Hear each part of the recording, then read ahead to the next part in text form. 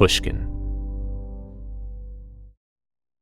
In the minds of many rock fans, Duff McKagan will forever be known first and foremost as the bassist of Guns N' Roses.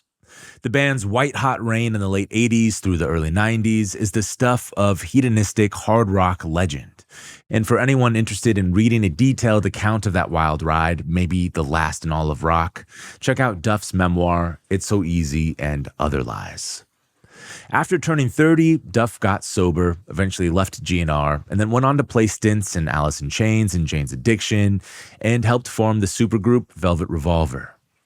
Duff also enrolled in college while writing columns for the Seattle Weekly, Playboy, and ESPN on everything from personal finance to sports. In 2016, he rejoined Guns N' Roses following their induction into the Rock and Roll Hall of Fame.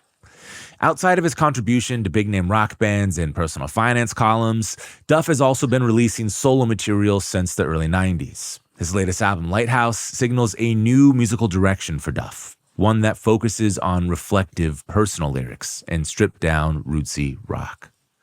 On today's episode, Leah Rose talks to Duff McKagan about his decision to leave the heroin-infested punk rock scene in his hometown of Seattle for Los Angeles.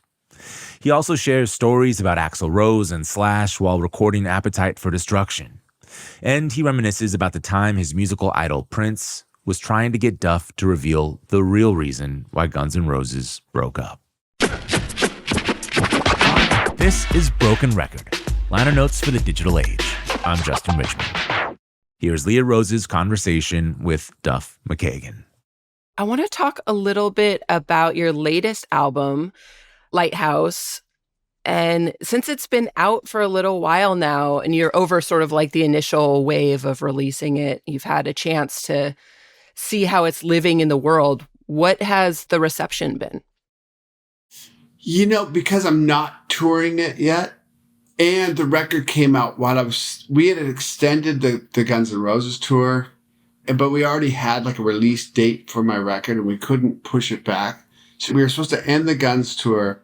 3 days later, my record would come out. I would be free and open to do, press or for the things that you got to do. But we extended our tour. So I was in Boise, Idaho, the day my record came out. It was like having a birthday. I got a cake and my wife sent me flowers and I'm in the, this hotel room in Boise and it feels like my birthday, but I'm by myself and you can't really tell how, like, okay, it's out. What's this mean? Hey. So, record reviews are already come out, some previews of the record. So, and then reviews. And then, I don't really look at comments on social media. It's not really my bag. It's, I have a story why that is, but, Is it because they don't feel constructive? Or they don't make you feel good, or they're just from random people and who cares what they think? I don't think anybody's really random. I think everybody's got an amazing story. I really do. Cause I've just met so many people in an elevator or whatever, Yeah. You get in an elevator and you think you're the king of the mountain. And then you hear some story in the elevator. And like, I'm not even the most interesting person in this elevator, Yeah. Back in Velvet Revolver days, when the fan forums and stuff were just getting started.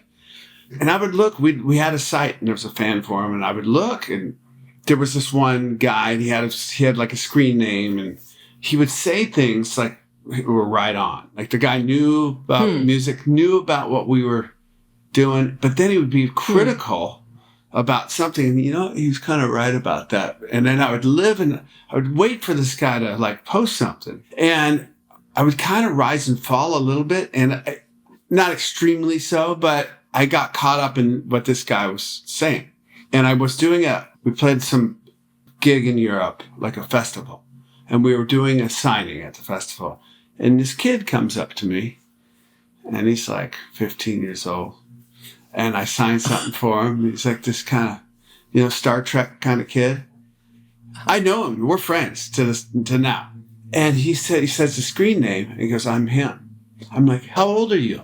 Because I'm 15. I'm like, okay, so I'm done with this. I was like a 40-year-old man, I'm like, what am I doing? But it was all when it was new, So my point is, like, when something happens with me, a gig at Hyde Park or a Lighthouse record comes out, and I'm really proud of it, and blah, and I know how I feel about it, and I know what I went through to get those songs out, and lyrically what I went through to, you know, carve those words and throw out words and rewrite it again, and, you know, the music's just being, you know, the perfect, like, little synthesizer sound there, and all this stuff, and the drum sounds and the things you go through. Probably pretty obvious. You know, I'm not trying to make commercial pop hits. I'm trying to make things that are important to me and hopefully important to other people, you know.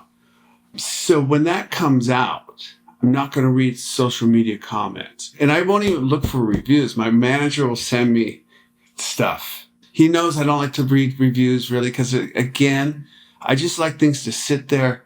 I know when I go out, like when I'm out and toured Tenderness, the record before this, same sort of record, same sort of like vocal, lyric in the same area, you know, of kind of healing and togetherness. And I know how that works with an audience, and it's kind of really amazing. Yeah. You know, you can see people crying and stuff, you know, like it really hits. It happens in Guns. It happens in bands I play in, that sense of togetherness for sure. But this is a bit more personal for me. So the record, the reaction's been great. Like the reviews, and this record's done a lot better sales wise than Tenderness. Which means I'm growing as this kind of new solo artist area I'm going into, acoustic driven and something I wanted to do since I played on Mark Lanigan's Field Songs in 1997. Like, this is what I want to aim for this. And so other than that, I'm going to get some tour dates together for the fall somewhere. Cool. And then is Guns N' Roses going back out on tour this year as well? We are taking this year off. Okay. Yes. We played so many shows in the last, 8 years. That we need to give the world a break, and we play long shows too, so we all need a physical break. We play those 3.5 hour shows, and kicks one's ass. How do you prepare for those 3.5 hour shows? What are you doing the day of the performance?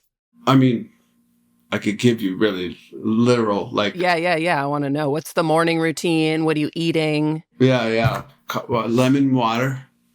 Coffee, lemon water again, banana. Then I go to the gym. I'll do cardio and then stretch, and then do some sort of push-ups or, like an hour in the gym. Okay. Ending again with a stretch, and then shower, eat like a really healthy lunch, which is whatever I can find, but usually just some greens with chicken. No carbs? No. The shows, they're very cardio driven. You're running around, so you can't have a full stomach. I'll have some snacks up on stage, like protein bars or something. A lot of electrolytes. Uh-huh. And then afterwards, I'll eat a pretty massive dinner. Awesome. Pretty massive. Shepherd's pie and, or lasagna or whatever the catering's got. Uh-huh. Try not to do fish because it's kind of late. The catering's been closed down for a couple hours. Oh, so okay, we're getting food that's kind of been sitting there. It's all right. I'm totally used to it. It's just fuel at that point. And after a show, I ice my legs. Like soak them in an ice bath? Yeah, buckets. Yeah. Wow. Is that because you've been standing for so long? I have to do therapy, like massage guns and ice. Wow. Yeah. It's cool. A very athletic, feat. You get to go out on stage and be an artist and play your thing and have all that feeling and stuff. But in that, it's all athletic. You have to think like an athlete, running across stage and then hitting a falsetto backing vocal. You have to be fit. You can't just sit in a hotel room, then go do a gig and then go sit I suppose you could, but it would be really bad for you. It's funny, like sometimes you hear about like certain golfers who have like no athletic regime at all. And they just sort of like, there's one golfer who's famous and he like drinks like 5 beers and then he's like one of the best golfers of all time. Right. And then you hear about like Tiger Woods, who's like, Yeah. just like a relentless trainer, exerciser. And he's like so smart about what he's putting in his body and everything. I know, like Robin Zander from Cheap Trick, he's, I don't know how old he is, 70 blank, Yeah. He's got one of the most amazing rock and roll voices there ever was. He smokes cigarettes and has a glass of wine, doesn't warm up, nothing, goes on stage.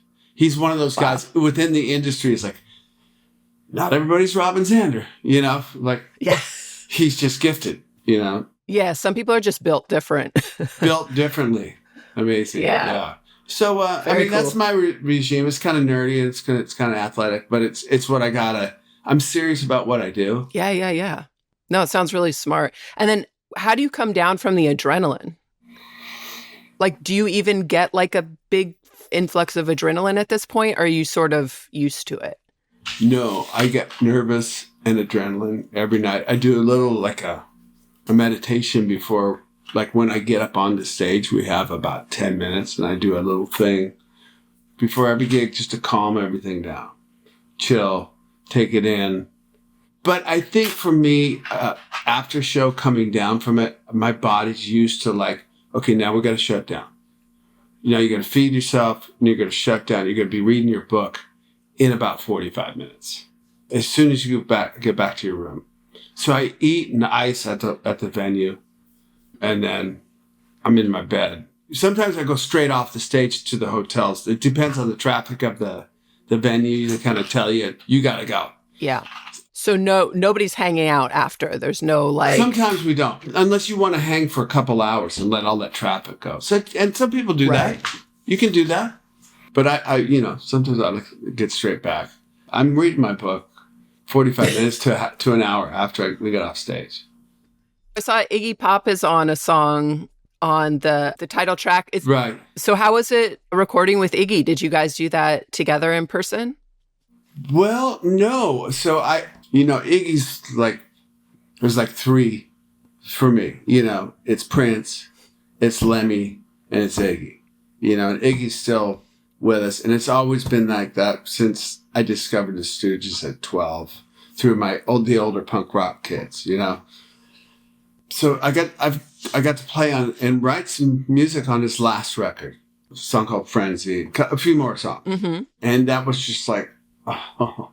And then he's like, me and Chad from Chili Peppers and Andrew Watt, and will you guys be my band for these 5 shows? Like, yes, we will be here. And you can pick the set list. Holy shit. Wow. Okay. So it's like old Stooges stuff you could pick? We just picked whatever. We put songs from the new record, of course, but we picked some killer shit, Wow. And we made a set list and he was like, cool. And we got Jamie from The Kills to play the other guitar. And Matt Clifford, he plays with the Stones. He played the keys, like nightclubbing and all that stuff. And a really kick-ass band. We rehearsed. We all had it down before we went to rehearsal. I was like, I'm not going to not know what I'm doing. And we wanted to be the best Iggy band he'd ever had. And there was probably a couple moments on a couple of those stages we were. It was slamming. But so we did that and did the shows. And in that, Iggy knew I was making a record. And he just kind of wanted to return the favor. It was very sweet. And he did it. He just read the lyrics from Lighthouse. So cool. We had like 5 of like him reading it 5 different ways. I had the studio in Seattle. You get your speakers and you put it in and there's the voice of fucking God. And then we put kind of a different version of Lighthouse, the song, behind his spoken word thing. And that's how that happened. What about Prince? Did you ever get to meet Prince or play with Prince? I never wanted to play with Prince because I've heard like because he's better than everybody at everything, I met him. Yes, I met him one time. I was way too drunk. It was when I was still drinking. And I realized I was too drunk when It was in Germany. It was the Diamonds and Pearls tour. Oh, wow. Guns N' Roses were playing the whatever stadium the next night, and he was playing the arena. And I went into the back, Guns N' Roses guy, all that stuff, right? Got to get him through the back and blah, blah, blah. And he heard I was there and would like to talk to him. He knew I was a fan. And I went back and realized I was too drunk. Oh. Yeah. So, fuck, And that, I don't remember what happened. I remember there's like candles and stuff, and I'm fucking too drunk, and there's, Prince, and I don't want to be here. I don't want to be here. And got out of that one. But so, and then there was a documentary that I was part of. I don't think it ever came out. It was a bass player's documentary that he was doing. Oh, wow. And some producer called me, Prince is doing this documentary. Can we go through your basses and just talk about bass playing? Prince is doing it? Sure. Oh, yeah. Okay. So these guys came to my house and I had my basses out and things, and I dressed up a little bit, and getting texts, questions. They're from Prince. Wow. In real time. Like, blah, blah, blah. Yeah. What did he ask you about your playing? Yeah. How did you come up with that thing at the beginning of Sweet Child of Mine? Yeah. Great question. But then they started getting like, why did Guns N' Roses break up? He was asking questions like anybody else would ask at that time. And right. I'm like, we don't get into that, That's not something we talk about. Prince wants the tea. He wants the tea. No, he wanted Yep. tea. It was a bunch of other stuff. Like, yeah, it was very, very kind of sweet. And, it was on Larry Graham. It was like a ode to Larry Graham, this documentary. Yeah, it's interesting. I was watching old, interviews throughout the years, dating all the way back from early gun stuff through Velvet Revolver through now. And there was an old interview that you did with Kurt Loder in Paris, and Lenny Kravitz was in the room. Okay. And then Lenny comes and sits down with you. Do you remember that? No. I remember being in Paris and we did that pay-per-view, and Lenny was our, that first record. Like I'm still buddies with him, but he was like Slash's friend who went to the same high school, middle school together. Right. Who made this killer record and like, whoa, that was like the record of the summer for us, his first record. For you and Slash. Yeah. Yeah. So you're talking about that. And I guess the night before you had played with Jeff Beck and with Aerosmith. Oh, was the interview the day after that gig? Yeah. Okay. So Lenny Kravitz, we did Mama Said. We had special guests, and we had Joe and Steven Aerosmith. Yeah. We did Train Kept It Rolling, and maybe Mama Can or something. Yeah, Jeff Beck was supposed to play. We did a sound check like the day before, and it was so loud. He has tinnitus. He had tinnitus, and it fucked him up. So he couldn't do the gig. Oh, man. Yeah, and we felt so guilty, like we were too loud. Oh. But to see, I can't really watch that stuff because I see a really sad guy. I see a guy who couldn't get himself out of it. I had tried to stop. I'd done, So what I see is like kind of and I'm the same me as then, like you don't change. But I'm stuck in this wet cardboard box I couldn't punch my way out of. To have to drink first thing when you wake up, when you sleep, that is like those times that you sleep, it's not, like now I go to bed, like after we play a show, I'm in bed an hour later and it's been that way. I've been sober a long time, but yeah, it's hard for me to see. Like you can see like fun drunk, like in the late 80s, and then you see it turn and you see the bloat, you see the you look hair very falling out and shit. And, yeah. Yeah, you seemed a little puffy, but you were very sweet and you were very nice and you seemed happy. But I just think it's interesting when you told the Prince story that you had the self-awareness of like, I'm too drunk to be in this situation. Yeah. I mean, I was never blackout drunk. I was never a mean drunk. I was never like any of that stuff. But I was aware, aware drunk. Like I'm too drunk. Like suddenly I got too drunk. I started drinking too early today. my tolerance was through the roof, you know. So, but that was one of those times where I was, I can't form a sentence. We'll be back with more of Leah Rose's conversation with Duff McKagan after this quick break. We're back with Leah Rose and Duff McKagan. I watched your documentary, It's So Easy and Other Lies, and which was incredible. I love the music and the renditions of the songs that you guys played. The pedal steel was beautiful. Wasn't it nice? It was gorgeous. Yeah. It was really, really moving. It was really great. And I'm listening to the audiobook. Okay. Also really great. I was curious though, in the very start of the book, I think it's chapter 1, maybe it's chapter 2. You talk about how when Guns N' Roses went on the Use Your Illusion tour, you traveled in an airplane. Yeah. Like not like a private jet, but a like commercial airplane. Yeah. And early on, you and Slash christened the airplane by smoking crack. And this is in like chapter 2. Yeah, yeah. So I was just curious, why did you decide to put the hard drug use so soon in the book? Well, now I start that book. There was a million different ways you could write that book. And I had written so many pieces that became that book for the weekly. Because, you know, when you're writing so much, I was writing for the weekly, I was writing for Playboy, financial columns, I was writing for ESPN. I was writing all this stuff. So that kind of creativity, just like songwriting. Yeah. You're a writer. So you know this. Yeah. Writing, you write 2,000 words, that begets more. Oh shit, I should write about this. And so I was writing tons of stuff. My Word document was just full of documents. I'd kind of name them like songs, you know? Mm-hmm. And a lot of this became like, I can't put that out in the Seattle Weekly. It's too personal and it's too like come out of left field, you know? And Tim Moore, who was my editor at Playboy, I asked him to edit my book, which was not write it. I had all these pieces. Can you look at all these pieces? And it helped me, you know?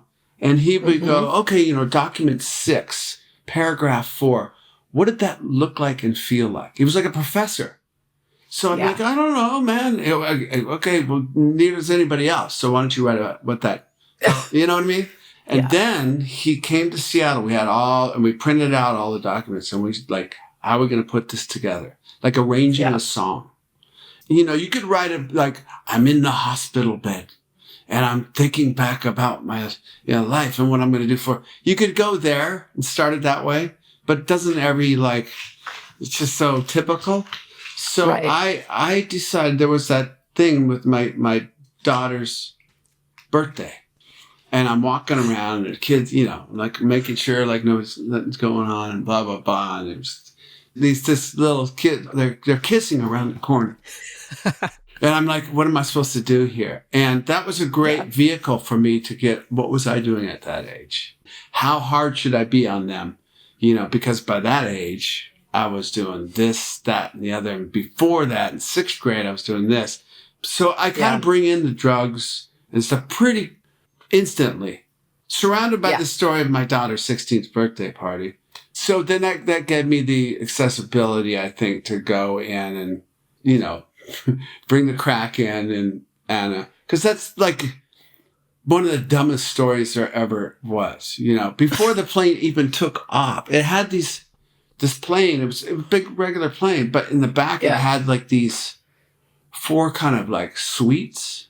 They had couches and a curtain, you know. And we went, immediately we get on the plane, we got our shit. You got to get rid of it before you land wherever we were going to. Okay. So you got to smoke it.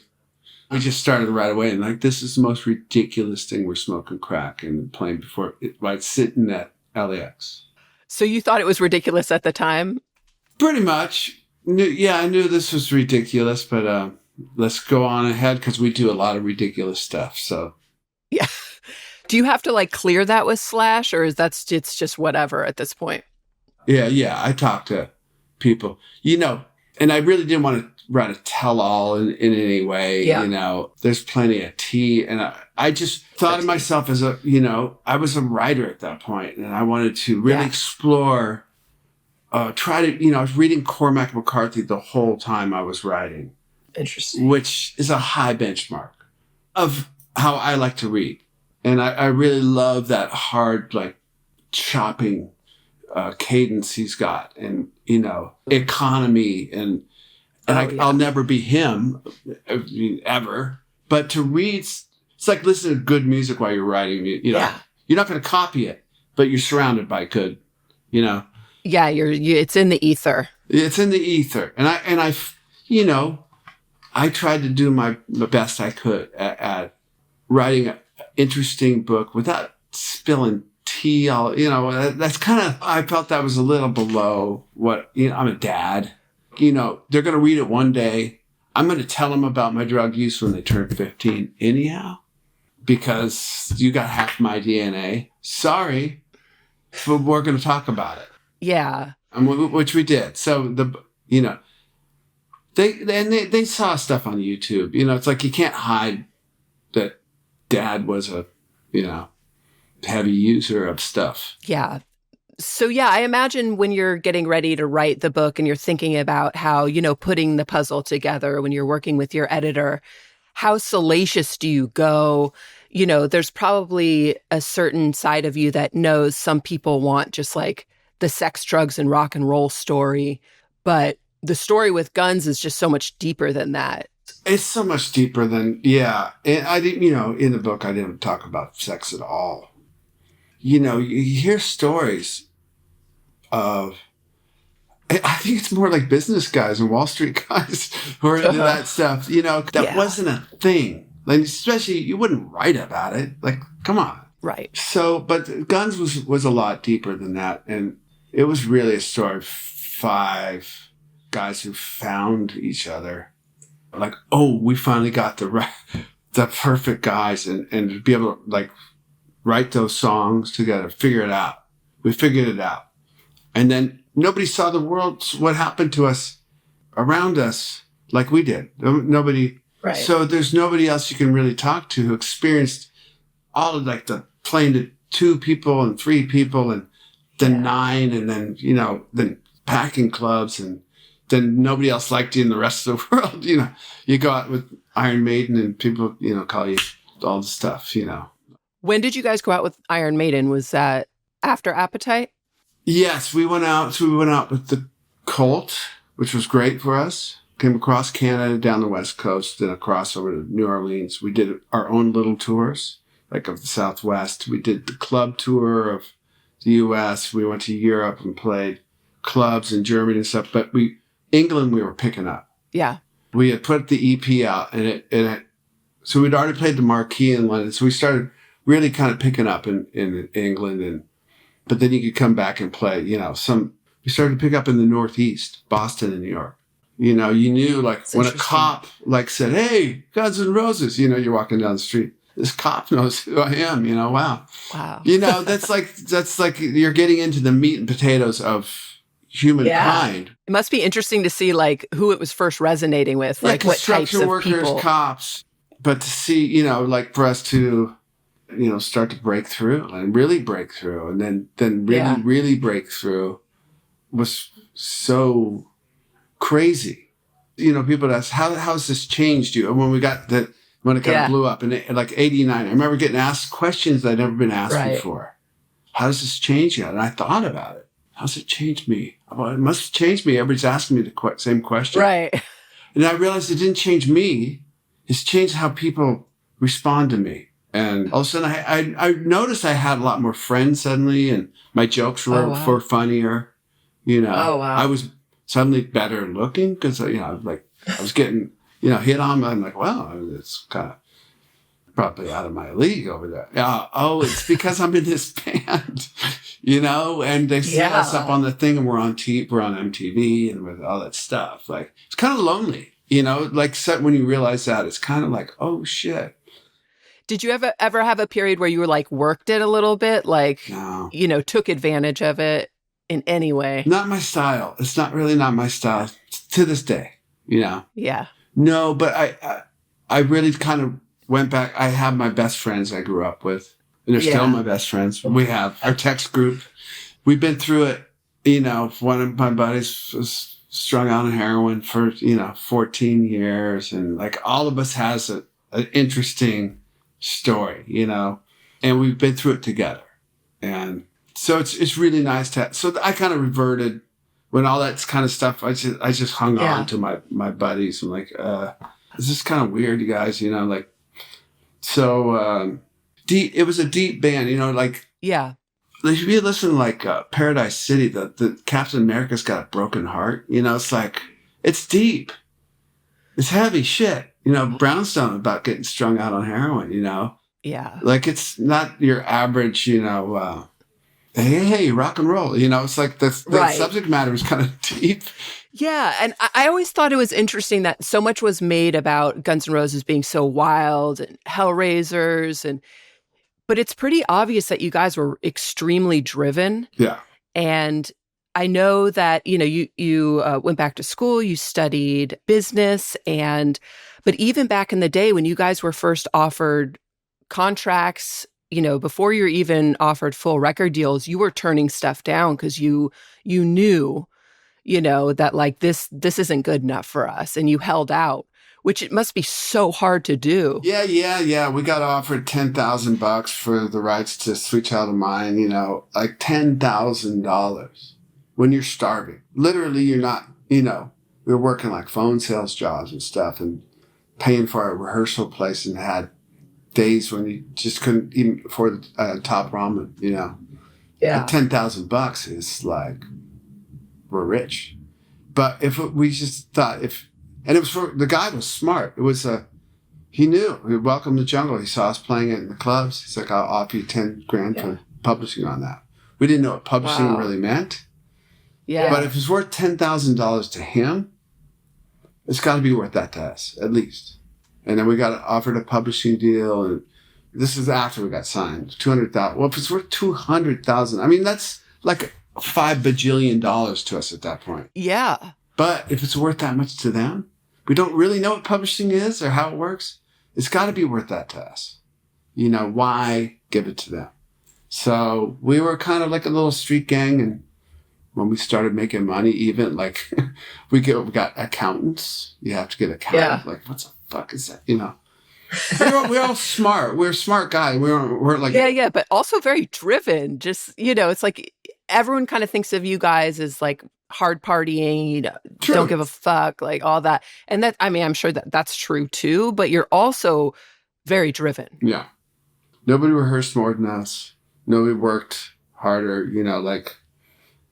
and still, like when we go out and tour, even though we just did, we'll go and rehearse for 6 weeks, 6 days a week. Not just going and fuck around and talk, because you put the inners in and we're playing. And we play for hours.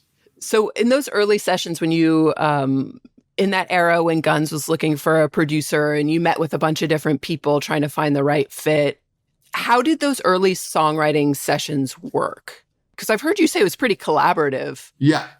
Oh, yeah. Coming up with the music and then finding a producer later, that two different things. We were done with Appetite plus other songs by the time we started looking for a producer. We knew our songs well enough that we didn't want a producer who would get into the songs. We didn't want somebody touching a note. Yeah. We're not going to touch a note. We want it to sound like we sound in our little rehearsal because it sounded fucking great. Yeah. So, but we went to, there was like Mutt Lange who'd done Back in Black and stuff. And like, I mean, that's a great dry sounding record, but he was more than just a walk in the room, was more than we got $250,000 to make our first record. Yeah. And that would have to pay for, that's including an advance to us so we could live, stop our jobs. It's an amazing day. But we'd written songs. We had this, a lot of times we wrote on acoustic guitars because that's all we had. And the Night Train was written on acoustic guitar, and we'd go out, like, I remember that in particular. We were drinking the Night Train, this cheap booze. It was like, I don't know, $1.27 a bottle. And we were going to go out and flyer for a gig that night, which is something we would go out and do together, you know. At least a couple of us go. This night we were going out as a band. We were going to cover a whole area. And you walk, you know.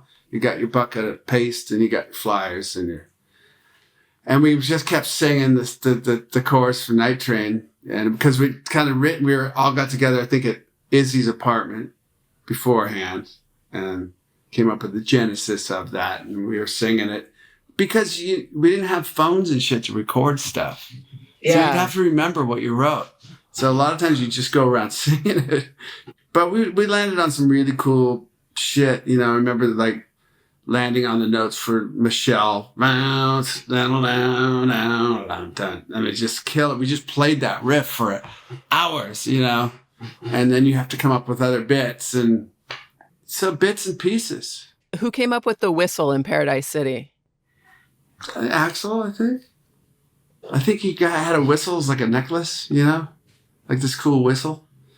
You know, you use the stuff that's around you. Yeah. When you're making a record on budget. One of the songs has like a whatever that thing is really called, but we used a comb and wax paper for that. Like we need that sound that's like in 70s cop, you know, TV shows. So you use what's around you but finding a producer, you know, we found Mike Klink after, you know, we sat with Paul Stanley. You know, just because like, well, Paul Stanley from Kiss, if nothing else, like he came at Raji's and sat and watched us, you know, that's a dirty show. And then he came to have a meeting with us about producing the record. It wasn't the right fit.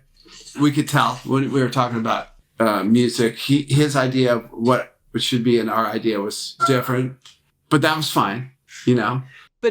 But again, it's like another instance where you guys are confident in your sound, where you can say no to somebody like that. Well, we just knew, and we knew we were at the age that we should know, right? Like whatever was going to be next in rock was going to be on our shoulders. And somebody who was maybe wasn't with us through the whole thing, who understood it completely, they just wouldn't understand it.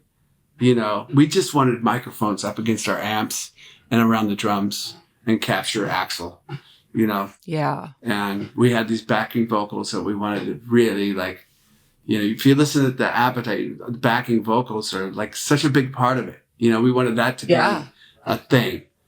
But Mike Klink came in, he didn't really want to sit down and talk too much. He said, why don't I come down and record you guys? I got a like 8-track reel to reel. Okay. And he came, set up some mics, and then recorded us, and then played it back for us. And, you know, had a little setup to play it back, and it sounds fucking killer, Mike. He goes, well, that's all we need to do is just capture, you know, it's like the mic through the cord, and then through the board onto the tape. That's what all we're trying to do.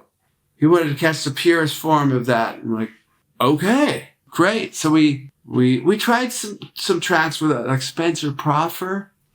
And that's actually where we made the Live Like a Suicide EP. It was at Spencer Proffer's studio, where we had a day to ourselves, and we had an engineer there, and we made the Live Like a Suicide record. It's not actually live. That's why there's a question mark and all that stuff.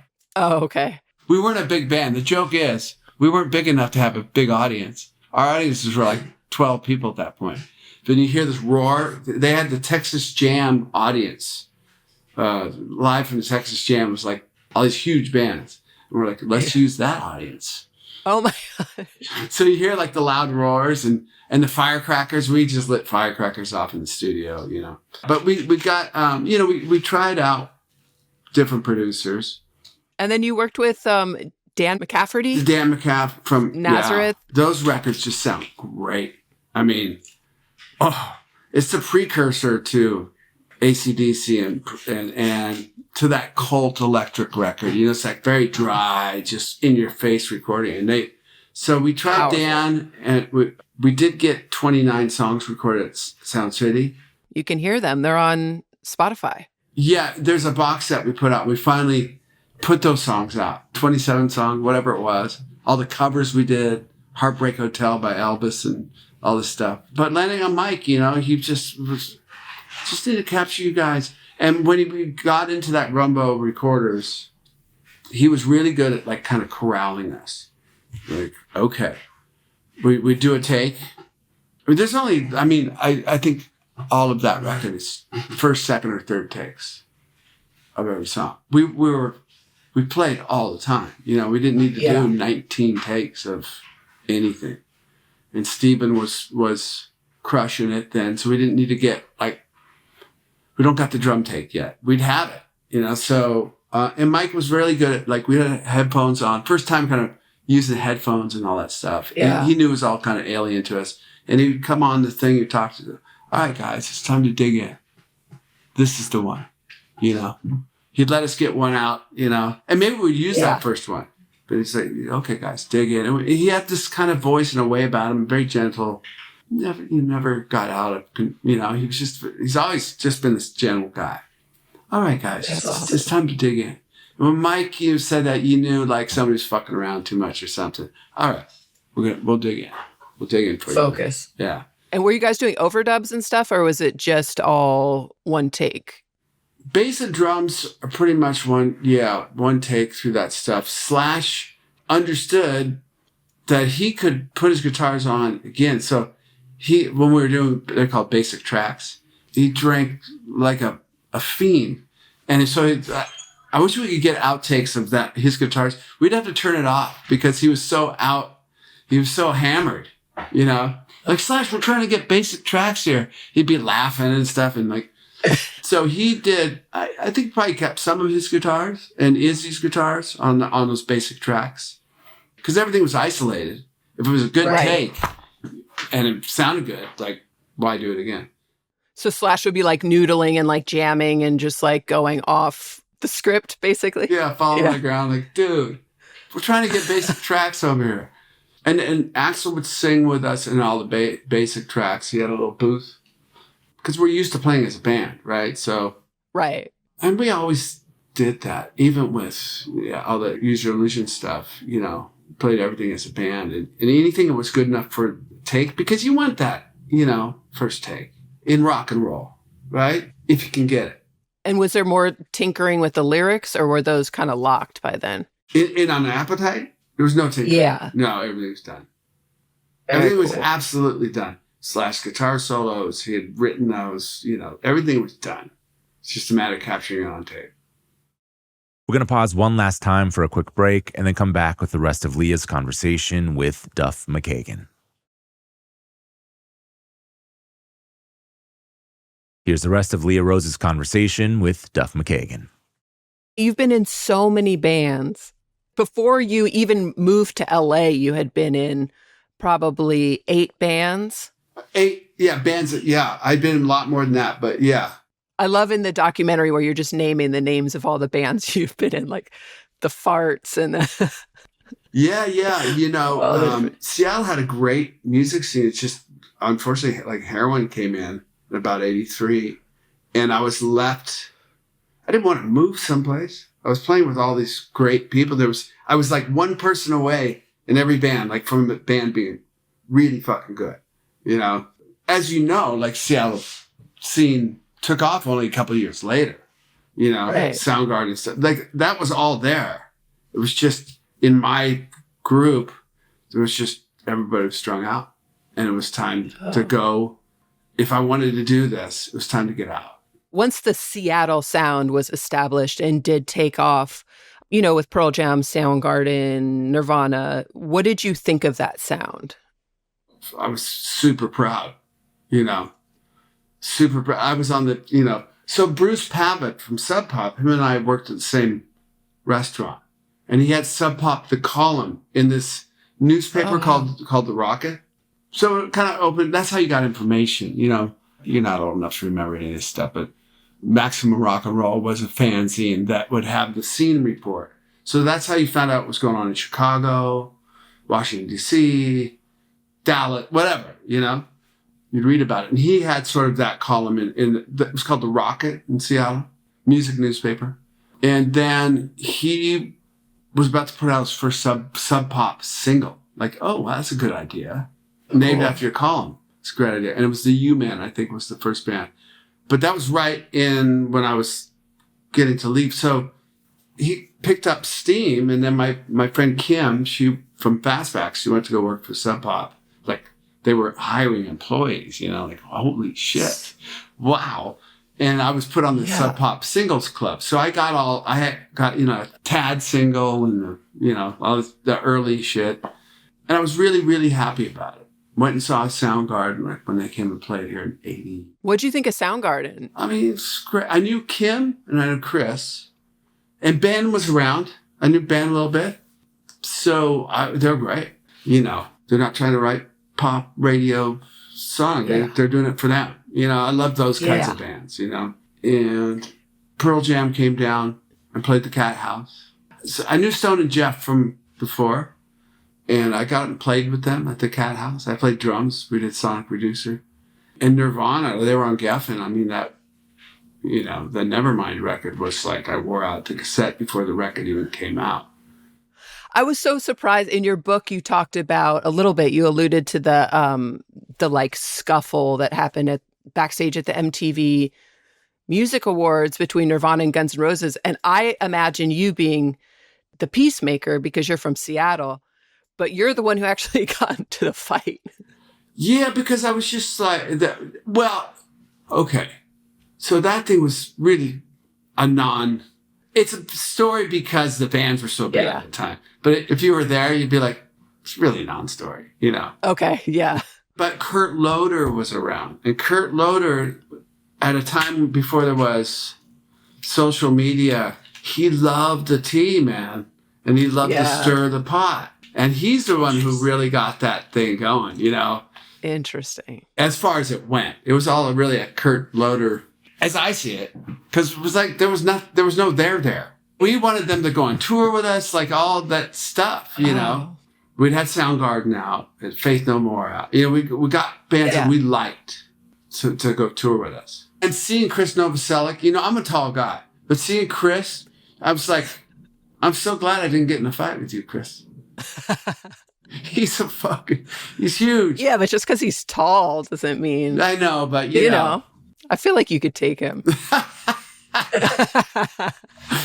So there was no there. And I was really, but back to Seattle bands. I mean, Alice in Chains and everybody was so, Mother Love Bone, that was the first, fuck. And I knew Andy Wood, great, and Greg Gilmore, the drummer, was in my band, 10 Minute Warning, and The Living. Right. I'm the one who found him from a Gig Harbor from this ad that he had and brought him up to Seattle. And so I was like, it's happening. We knew all the talent was there. I had to bail. Why did you leave, though? Because everybody around me was strung out. From my roommate, who was one of my best friends, one of the guys, I told you, strung out in heroin for 14 years. My band, 10 Minute Warning, we toured with Black Flag, Dead Kennedys. We were on our way up. We were on our way there, Heroin came into that band, tore it apart. Heartbreaking. My girlfriend, everybody around me. A friend of mine who was strung out came, he's like, dude, Duff, you gotta get out. And we're all, you're like all our best hope. I'm like, you're right, I gotta go. And that was it. I sold gear. I had a job, I had like $340, after selling my, so it's like, okay, I'm gonna go. So was the ambition to go to LA to get in a successful band or just continue to play music? I wanted to find, like I said, I'd been in bands where there's always one missing link. I was on the search for my band that didn't have a missing link. How I was going to do it, I don't know. It doesn't matter. That wasn't the part. It's going to get done.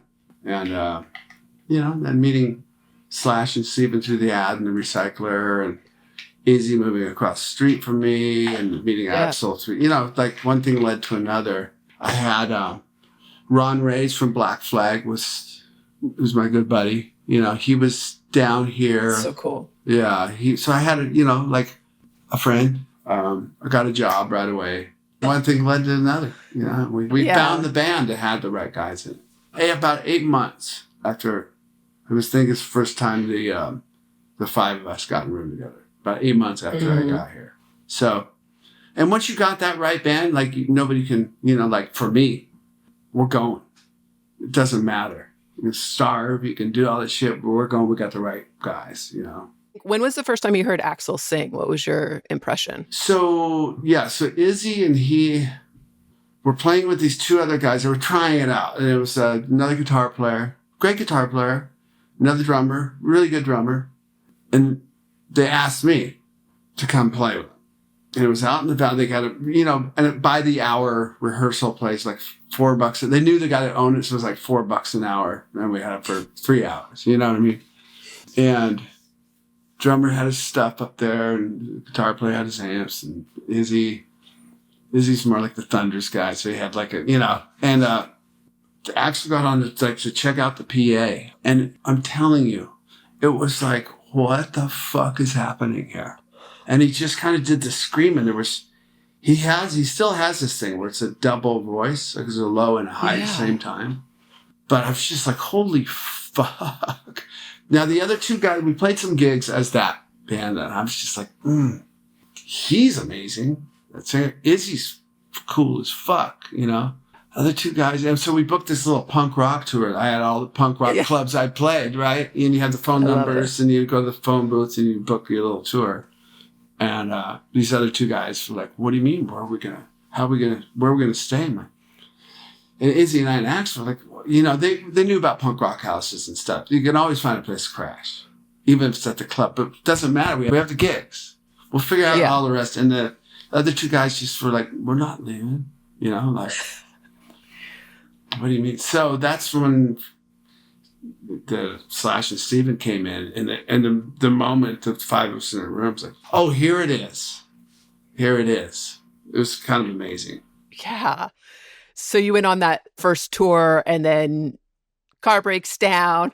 You end up in an onion field, starving, eating raw onions. Yeah, the onion fields, like, and that book, I think had just come out a few years earlier. That book, The Onion Fields. You know about that? About the serial killer up in Bakersfield. Oh, no. Yeah, the book's called, I think there was a movie too, The Onion Fields. Oh, yeah.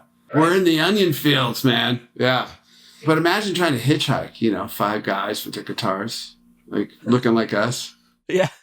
We made it to the first show, you know. We opened up for the Fastbacks and used their gear, and we were awful. There was 3 people there. But now, of course, in Seattle, in lore, like everybody says they were at that gig. I'm like, that's impossible. Really? You know that? Because the 3 people that were there were in the Fastbacks. Oh, I want to ask you, so you come from a big family. You're youngest of 8 kids. What was your house like? Was it a loud house? Like, I mean, but if you grow up in it, you don't realize it is. But fuck yeah. You know, I mean, there's always something going on. And there was instruments around. So, you know, the way I learned to play was like, my older brother would say, keep time, you know, on the drums. You'd see somebody else do it, one of the older kids, you wanted to be as cool as them. Yeah. So luckily I had some, you know, musical ability innately ready to go, you know. So I was able to keep time. And then my brother showed me 3 chords on the guitar. Played these 3 chords, and your feet, you know, first time you're playing, your fingers are like hurting and bleeding and shit. And like, but the older kids, you don't want to, you know. And then he taught me, today is your birthday on the bass. And we went and played this for some school kids or something. Ba-da-da-da-da-da-da. You know, I learned that and I played it, and it really that's the blues major scale. So I really learned like the right shit. 4/4 time, you know, blues major scale, G, A, and D chords on. What more do you need to know? To this day, you know, on Lighthouse, I mean, G, A, and D is featured pretty prevalently in my songwriting. You know, you can do a lot with those chords. But yeah, you know, and then playing, like, I played team sports, played baseball as a kid, played football, played basketball. And I had some good coaches when I was young, played for the city leagues, you know. Oh, that's cool. Yeah. And they really, like, I learned a lot about, like, playing your part, like, on a team, right? Mm-hmm. You know, you're a linebacker. You're not the running back. You're not the safety.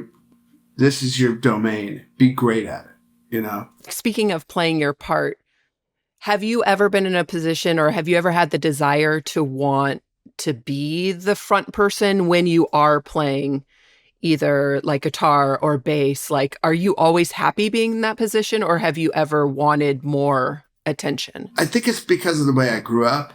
Never got into music like to get chicks, to get the drug, all the stuff they say.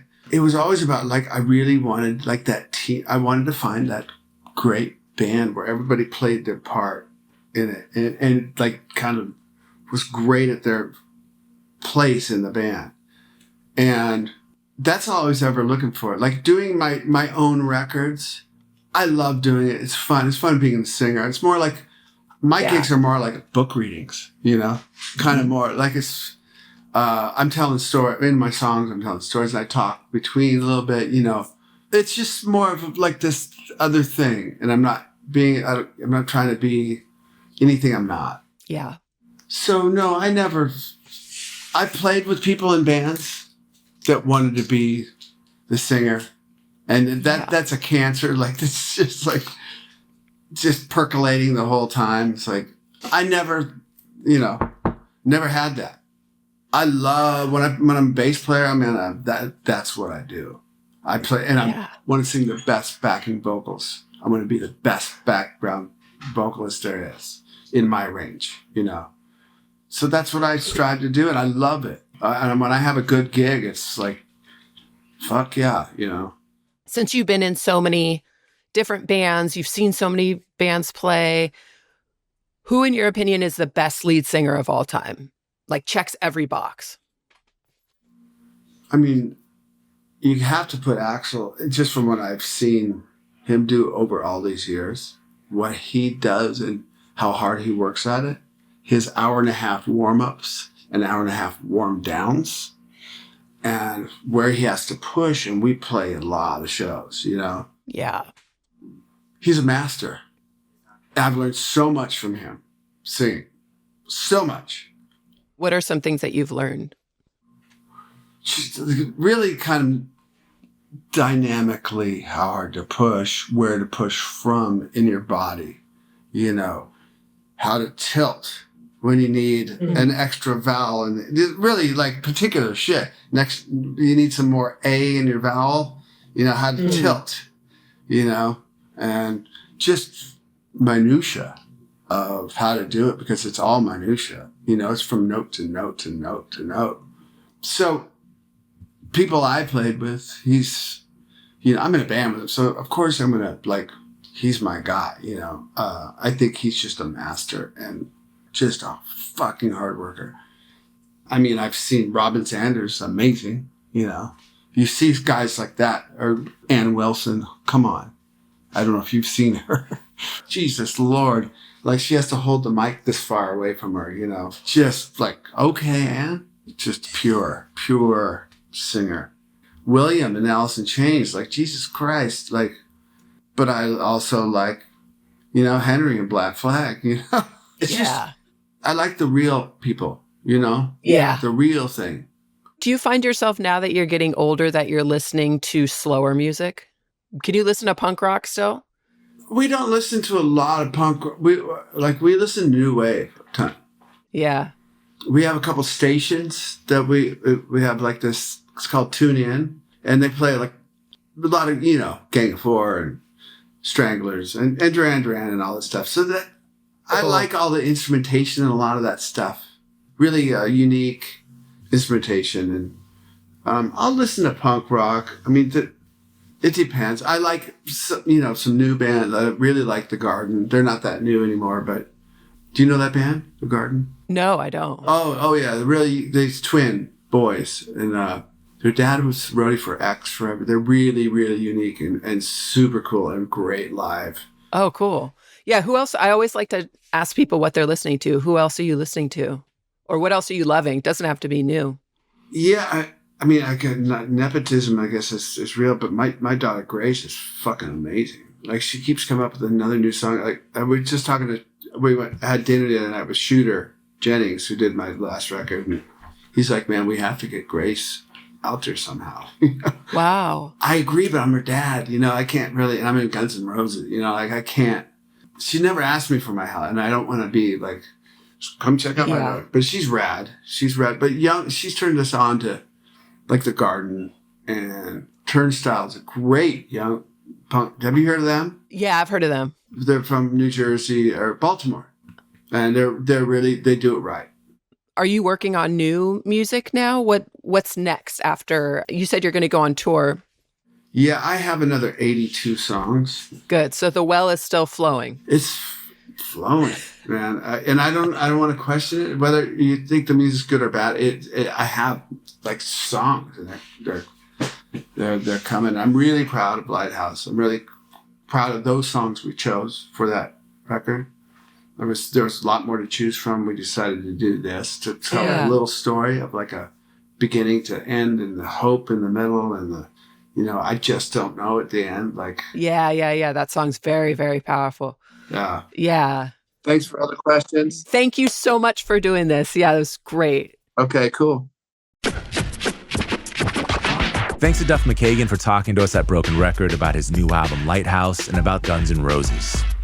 You can hear a playlist of all of our favorite songs Duff McKagan's ever played on a playlist at brokenrecordpodcast.com. You can follow us on Twitter at Broken Record. Broken Record is produced and edited by Leah Rose with marketing help from Eric Sandler and Jordan McMillan. Our engineer is Ben Tolliday. Broken Record is a production of Pushkin Industries. And if you like this show, please remember to share, rate, and review us on your podcast app. Our theme music's by Kenny Beats. I'm Justin Richmond.